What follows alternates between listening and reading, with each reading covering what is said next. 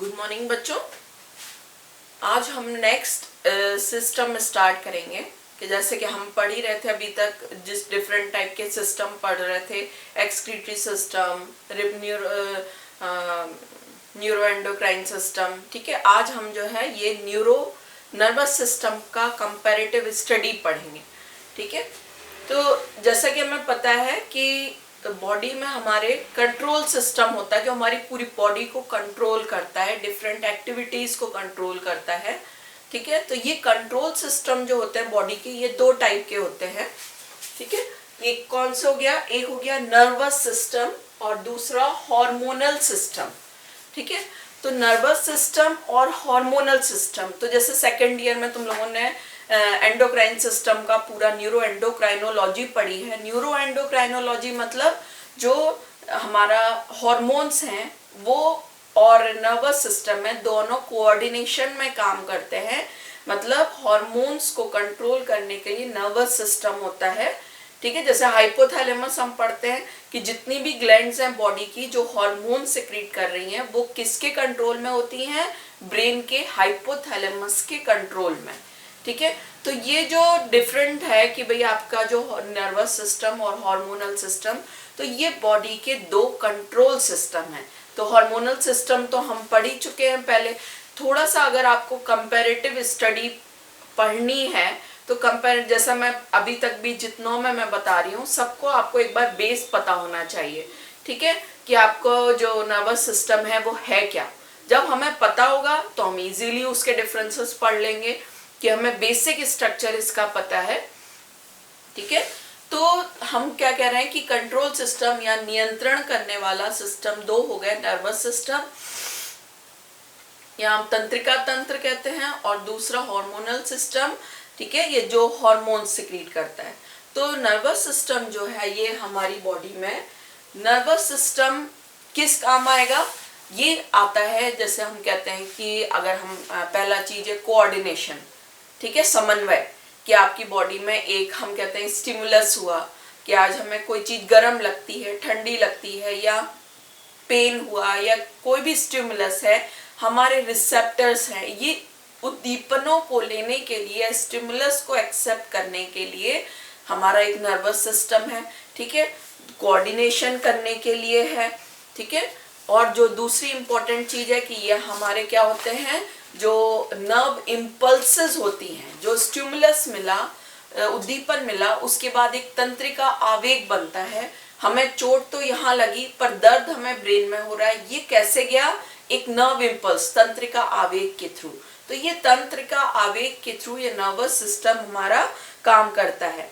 ठीक है, तो ये नर्वस सिस्टम है, ये किसी उद्दीपन के लिए रिस्पॉन्ड देता है। उद्दीपन जैसे टच, ठीक है, टेस्ट, इसके लिए कोई रिस्पॉन्स देने का काम करता है। कोऑर्डिनेशन करता है, हम कहते हैं ना होम्योस्टेसिस, समस्थापन, कि बॉडी में अगर हमने एकदम से अगर कोई बम फटा या कोई अचानक से अंदर आया तो हम क्या होता है, हम डर जाते हैं या हमारी हार्ट बीट तेज हो जाती है, थोड़ी देर में क्या होता है, हम नॉर्मल हो जाते हैं। तो ये जो एकदम से बढ़ना और फिर नॉर्मल होना, ये समस्थापन। हम धूप में जाते हैं और फिर अंदर आते हैं तो हमें अंधेरा दिखता है, फिर थोड़ी देर बाद हम नॉर्मल हो जाते हैं। तो ये क्या होता है, बॉडी समस्थापन या होम्योस्टेसिस, मतलब एक नॉर्मल लेवल पर बॉडी को एक लेवल पे रखना, ना कोई चीज कम हो ना ज्यादा हो, एक नॉर्मल स्टेज में रखना, होम्योस्टेसिस। तो वो कोऑर्डिनेशन या समन्वय का तंत्र जो हमारा होता है वो काम करता है।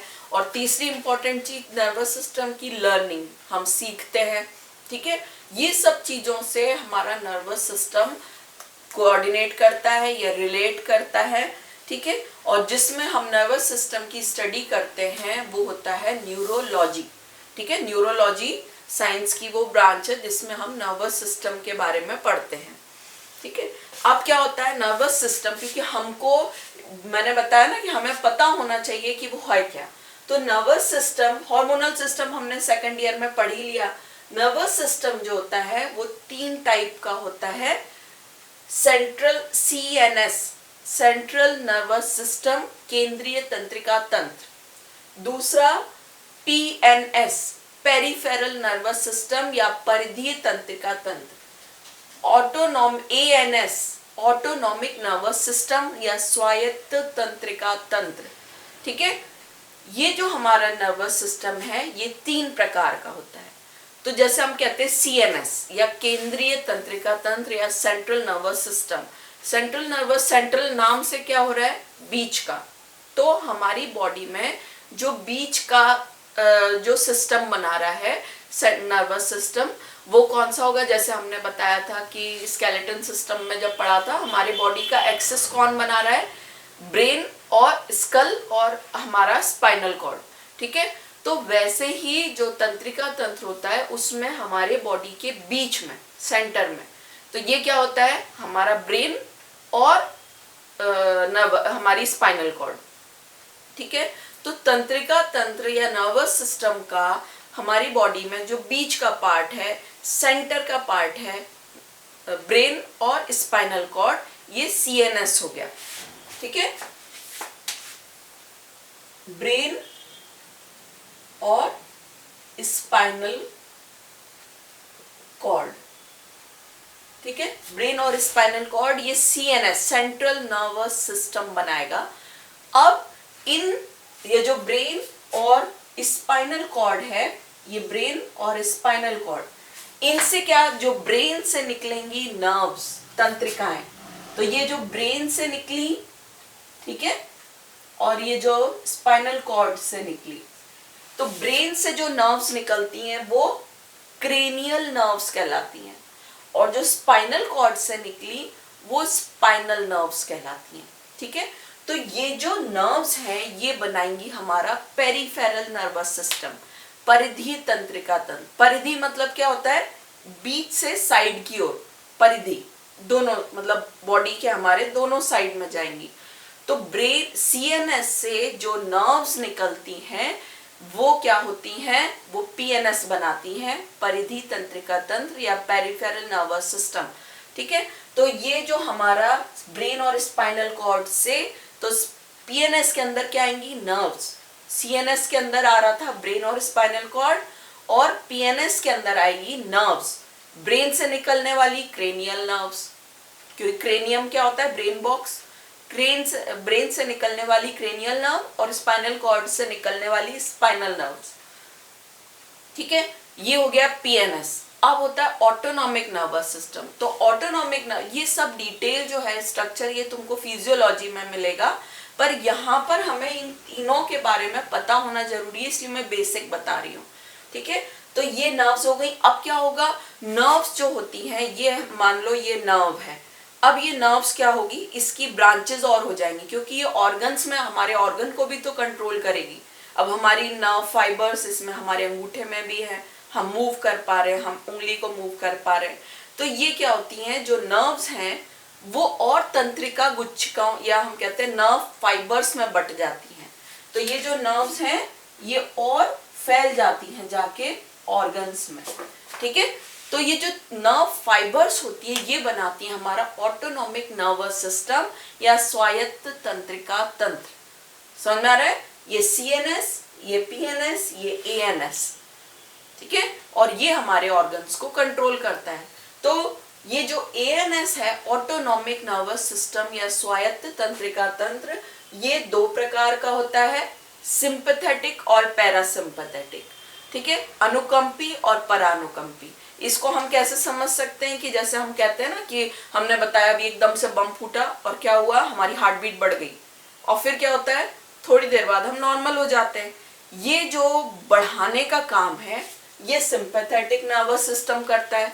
ठीक है, ये स्टिमुलेट करने का काम, और वापस काम डाउन करने का काम पैरासिम्पैथेटिक, परानुकंपी तंत्रिका तंत्र। तो जितनी भी चीजें सिंपैथेटिक नर्वस सिस्टम बढ़ा रहा है, पैरासिम्पैथेटिक उसे नॉर्मल लाएगा।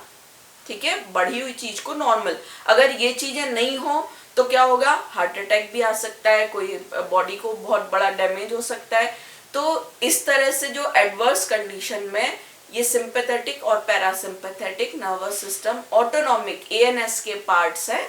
ठीक है, अब इनके बारे में बहुत ज्यादा डिटेल तुम लोगों को फिजियोलॉजी में, यहाँ पर जस्ट हमें एक आइडिया होना चाहिए कि ये होते क्या क्या है। ठीक है, अब हमको पढ़ना है हमारा जो यहाँ पर तुम लोगों को है comparative study of human brain. ठीक है, अब मतलब फिशेस, एम्फीबियन, रेप्टाइल, बर्ड और मैमल में जो ब्रेन है उसकी आपको कंपैरेटिव तुलनात्मक अध्ययन करना है। तो अगर हम तुलनात्मक अध्ययन तभी कर सकते हैं जब हमें ब्रेन का स्ट्रक्चर पता होगा। ठीक है, तो ह्यूमन ब्रेन जो हम कहते हैं जो आज मानव मस्तिष्क होता है वो हम कहते हैं सबसे ज्यादा इंटेलिजेंट होते हैं। सबसे ज्यादा इंटेलिजेंट कैसे? क्योंकि अगर हम देखेंगे फिश, एम्फीबियन, रेप्टाइल, बर्ड और मैमल, इनके जो ब्रेन होते हैं वो धीमे धीमे, फिशेस का ब्रेन बिल्कुल स्मूथ, फिर एम्फीबियन का स्मूथ। तो जैसे जैसे हम सबसे ज्यादा जो मैमल्स हैं वो मैमल्स में भी जो ह्यूमंस होते हैं उनका ब्रेन सबसे इंटेलिजेंट माना जाता है, क्योंकि उनमें क्या होते हैं, ये जो हम स्ट्रक्चर कभी आते हो तो गायरी और सल्कस, ये पूरा हम ब्रेन का कभी स्ट्रक्चर बनाते हैं ना, तो ध्यान दिया है कभी इस टाइप का स्ट्रक्चर बनाते हैं। तो ये जितने ज्यादा कॉन्वोल्यूटेड होंगे कुंडल, ये इस टाइप के स्ट्रक्चर होंगे, गायरी और सल्कस होंगे, ये उतना ही क्या करते हैं, ब्रेन का सरफेस एरिया बढ़ाते हैं और इंटेलिजेंसी बढ़ती है। ठीक है, तो हमारा ब्रेन इंटेलिजेंट उसमें आता है। और ह्यूमन ब्रेन जो होता है इसको कहते हैं एनसेफेलॉन। ठीक है, ह्यूमन ब्रेन जो रहेगा वो क्या कहलाता है, एनसेफेलॉन। इस ह्यूमन ब्रेन को हम 3 पार्ट में डिवाइड करते हैं। फोर ब्रेन, अग्र मस्तिष्क, अब देखो फोर ब्रेन और हम उसे कहते हैं प्रोजेनसेफेलॉन।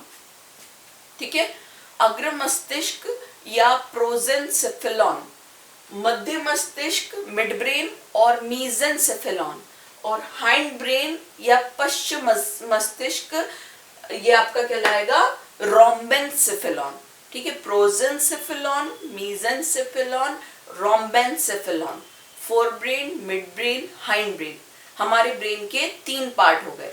अब जो फोर ब्रेन का पार्ट है, देखो ये बहुत इंपॉर्टेंट है, ये स्ट्रक्चर डायग्राम जरूर ये इसमें से ड्रॉ कर लेना। तो फोर ब्रेन का जो पार्ट है वो कौन कौन से होते हैं, अग्र मस्तिष्क के भाग, olfactory lobe, number 1 olfactory, olfactory मतलब सूंघने वाला, घ्राणपाली, ऑल्फैक्टरी लोब, इसी को हम कहते हैं रीनेंसेफेलॉन। ये जो दूसरे नाम है इनको भी बहुत अच्छे से याद रखना, ये तुम्हें फिजियोलॉजी में काम आएंगे। तो ऑल्फैक्टरी लोब या हम कहते हैं रीनेंसेफेलॉन, और इसके होते हैं 2 पार्ट। एक तो होता है ऊपर का होता है ऑल्फैक्टरी लोब और नीचे ऑल्फैक्टरी ट्रैक्ट। ठीक है, ये 2 स्ट्रक्चर नाक, घ्राण के लिए, ऑल्फैक्शन के लिए, ऑल्फैक्टरी लोब और रीनेंसेफेलॉन फोर ब्रेन का पार्ट है। दूसरा है सेरिब्रल हेमिस्फीयर, ये नाम सुना होगा, लेफ्ट सेरिब्रल हेमिस्फीयर, हेमी मतलब हाफ। ठीक है, तो जो हाफ पोर्शन होता है वो कहलाता है सेरिब्रम। ठीक है, और जो एक साथ हम कहेंगे cerebral hemisphere, left cerebral hemisphere और राइट सेरिब्रल हेमिस्फीयर। इसी सेरिब्रल हेमिस्फीयर को जो हम जनरली कहते हैं ना, इस टाइप का स्ट्रक्चर दिखता है ब्रेन का, इस टाइप का स्ट्रक्चर, ये सेरिब्रल हेमिस्फीयर। ठीक है, तो ये सेरिब्रल हेमिस्फीयर को और कहते हैं टीलेंसेफेलॉन, सेरिब्रल हेमिस्फीयर और टीलेंसेफेलॉन। और जो थर्ड पार्ट है फोर ब्रेन का थर्ड पार्ट डायनसेफेलॉन। ठीक है, डायनसेफेलॉन को और क्या कहेंगे, थैलेमेनसेफेलॉन। तो ऑल्फैक्टरी लोब, सेरिब्रल हेमिस्फीयर और डायनसेफेलॉन ये फोर ब्रेन के पार्ट हैं। ठीक है, अग्र मस्तिष्क के पार्ट हैं। और डायनसेफेलॉन जो है फोर ब्रेन का सबसे लास्ट पार्ट, उसमें दो पार्ट हैं इसके, थैलेमाई और हाइपोथैलेमस। देखो नाम हार्ड लग रहे होंगे अगर, तो ये बहुत इंपॉर्टेंट है, पर इनको ये चार्ट बिल्कुल रटा हुआ होना चाहिए अगर आपको, क्योंकि ये आपको फिजियोलॉजी में बहुत काम आएगा। ठीक है, तो डायनसेफेलॉन के 2 पार्ट होते हैं, थैलेमाई और हाइपोथैलेमस। अब हाइपोथैलेमस तो हमने पढ़ा हुआ है। हाइपोथैलेमस क्या होता है, थर्मोस्टेट ऑफ बॉडी, जो बॉडी के टेम्परेचर को रेगुलेट करता है, बहुत इंपॉर्टेंट पार्ट होता है जो हमारी सारी ग्लैंड्स को कंट्रोल करता है। तो हाइपोथैलेमस जो पार्ट है वो किसका है? डायंसिफिलन का। और डायंसिफिलन किसका पार्ट है? फोरब्रेन का। ठीक है, अब ये जो डायंसिफिलन का एक और पार्ट है थैलेमाई, क्योंकि ये इसको थैलेमाई को कहते हैं gatekeeper of the brain. ठीक है, थैलेमाई जो है अब ये मिड ब्रेन से जुड़ता है। फोर ब्रेन के इतने पार्ट हो गए। ठीक है, इन सब के बारे में डिटेल उसमें है, फिजियोलॉजी जो तुम लोग पढ़ोगे पेपर में, उसके बारे में डिटेल है, इसलिए मैं यहाँ बहुत डिटेल में नहीं जा रही, पर आपको ये पता होना चाहिए कि कौन कौन से part four brain, mid brain, hind brain के होते हैं।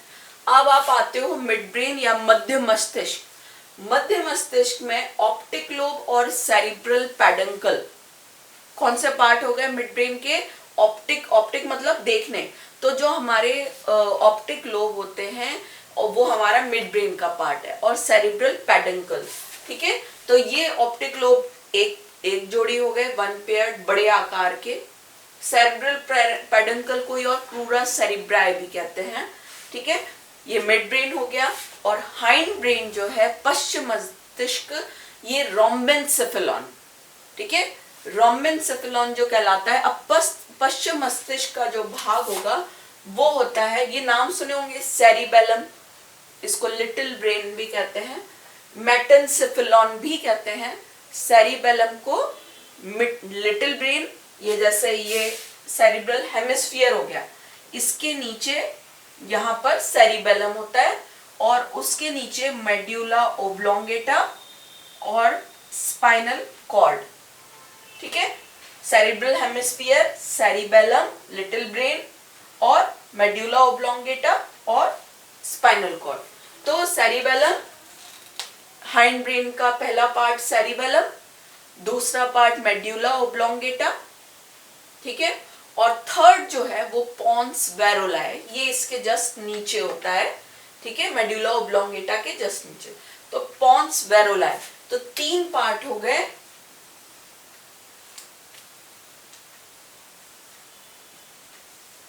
हाइंड ब्रेन के तीन part, cerebellum, mid little brain या मेटेनसेफेलॉन, सेकंड मेड्यूला ओब्लोंगेटा, इसको माइलेनसेफेलॉन भी कहते हैं, और पॉन्स वेरोला है।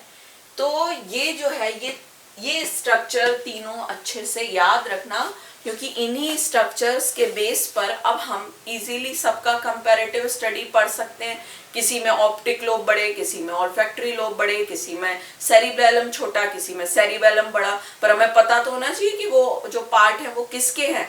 ठीक है, तो ये स्ट्रक्चर अच्छे से याद रखना। क्लियर?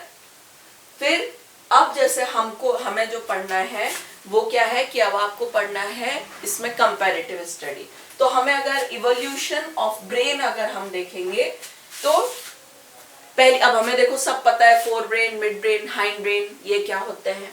अब अगर हम इसका स्ट्रक्चर देखेंगे तो देखो हमें क्या देखना, डेवलपमेंट ऑफ ब्रेन।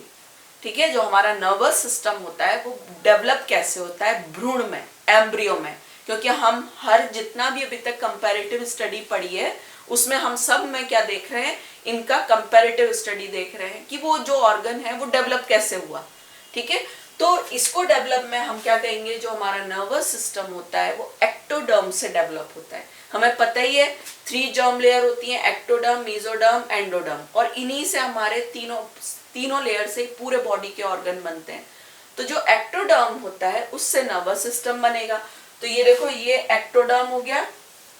ठीक है, एक्टोडर्म में जो एक जगह पे क्या होगा, मायोडर्म जो रहेगी वहां पर न्यूरल प्लेट बनती है।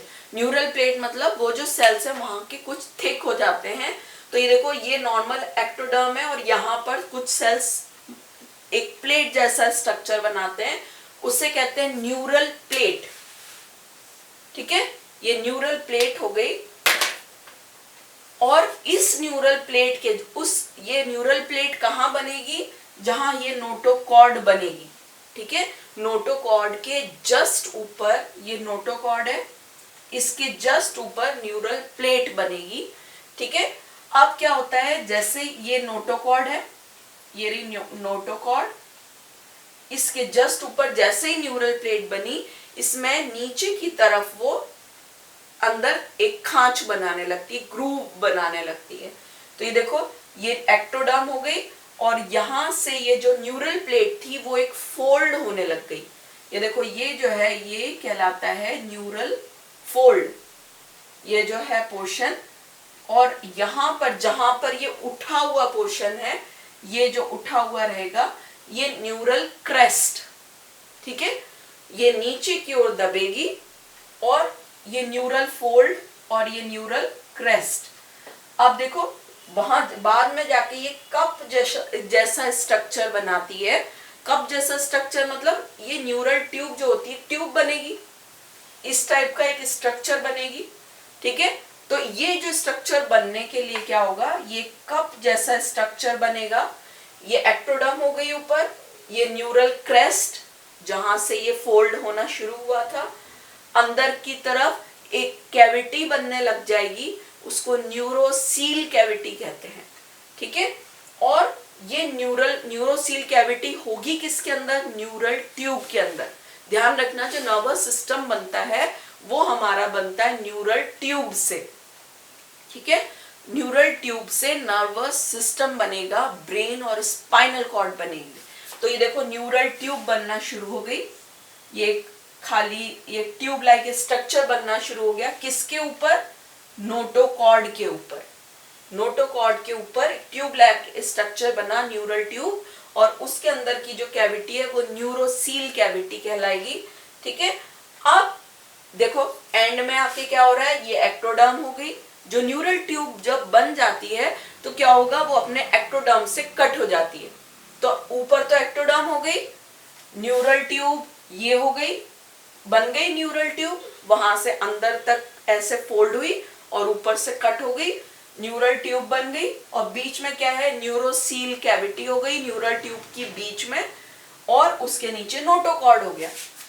ये नोटोकॉर्ड और ये न्यूरल ट्यूब, ठीक है।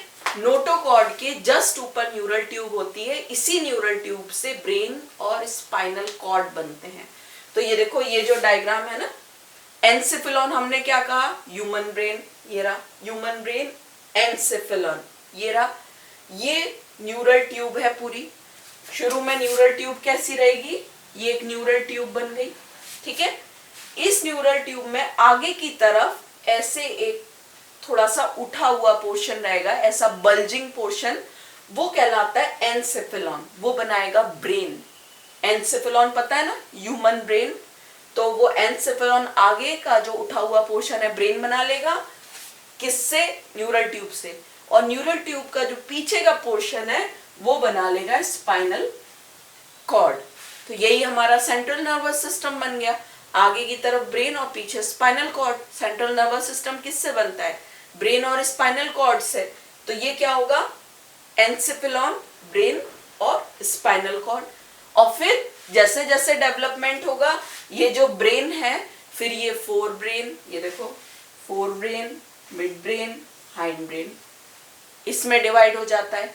फिर ये four brain, mid brain, hind, मतलब ये जो एक लोब था वो 3 लोब में बढ़ जाता है, four brain, mid brain, hind brain. फिर इन 3 लोब से भी जो ब्रेन के और स्ट्रक्चर हैं, ये सब ये धीमे धीमे और डिफरेंशिएट, विभेदित होते जाते चले जाते हैं, और नए ब्रेन के स्ट्रक्चर, जितना भी ब्रेन पूरा एडवांस ब्रेन बनने लगता है, डेवलप ब्रेन। तो ये न्यूरल ट्यूब से आगे की तरफ ब्रेन और पीछे स्पाइनल कॉर्ड, ये brain, four brain, mid brain, hind brain बनेगा, पीछे स्पाइनल कॉर्ड बनती रहेगी, और इस तरीके से नर्वस सिस्टम का डेवलपमेंट होता है, ठीक है। तो ये हमने नर्वस सिस्टम इतने का डेवलपमेंट पढ़ा। नेक्स्ट क्लास में हम जो फिशेज, रेप्टाइल, बर्ड, मैमल, इनके जो ब्रेन होते हैं उनका डिफरेंस, क्योंकि अब हमें सबके नाम हमें पता ही है, ठीक है। तो डिफरेंशिएशन, कंपैरेटिव स्टडी हम दूसरी क्लास में पढ़ेंगे। Okay, thank you.